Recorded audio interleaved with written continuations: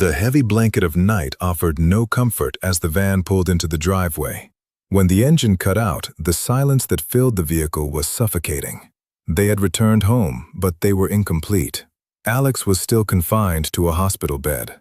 One by one, the Kim family and the team climbed out of the van, their movements heavy, slow, and robotic with exhaustion.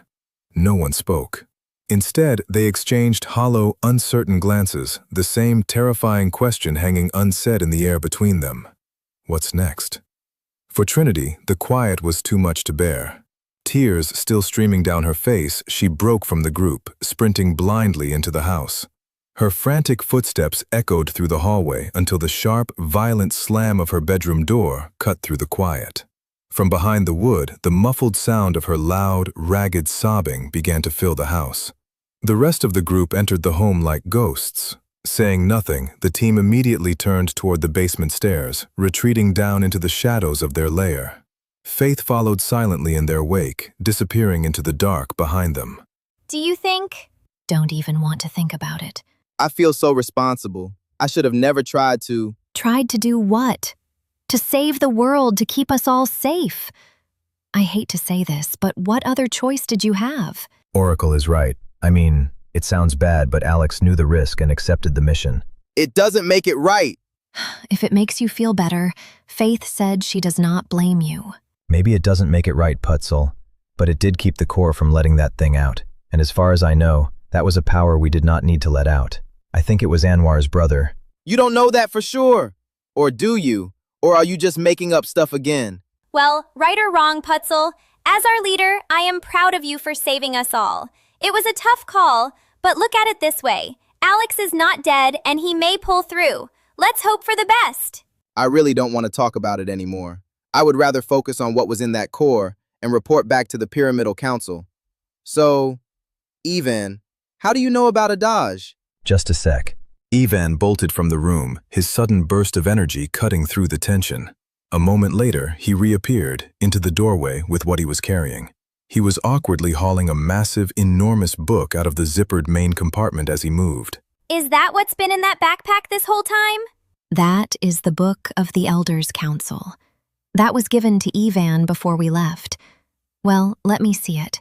As the words began to leave her lips, the room around her seemed to blur, the present dissolving into the shadows of the past. Suddenly, the scene shifts entirely, plunging into the vast, star-speckled expanse of deep space. The cosmos give way to a new horizon, the planet Saber. Inside a grand, imposing chamber on the alien world, a high-stakes meeting is already underway. The 4 members of the elite council sit strictly arranged around a massive, towering table. All eyes in the room are locked onto the center of the chamber, where a striking figure stands, a man formed entirely from jagged, brilliant white rocks, commanding the full attention of the room in his silence. We have been over this for hours, and we are getting nowhere. So what do you suppose we do? After finding out that there are more planets out there than we thought, all I am saying is that we have to find a better way to patrol these new territories. Albion, are you listening? You haven't said anything in a while. I am wondering if this is even a concern for the Elite Council or... The Pyramidal Council. Yes, I know. Why doesn't Anwar come? We never get to see him in these meetings. He always sends you. If you have seen me, then you've seen Anwar. I am his representation, and besides, he has other concerns that he must attend to. Anyway, how many planets have you found? A total of 9 more planets, but only one has truly caught our attention.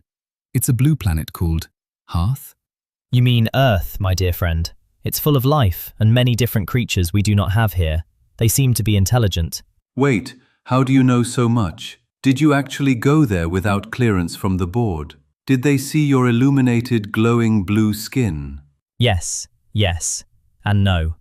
Well, Sylvia and I did go, and she created these skins that can contain the light we get from Anwar, which allows us to blend into any life form we want and increases the power and charge, meaning we don't have to charge as often when we are away. Really? When did you do this? And is this why you called this meeting? The room hung in a breathless, suffocating silence as all eyes locked onto Clayton and Sylvia. Find out what will happen in the next episode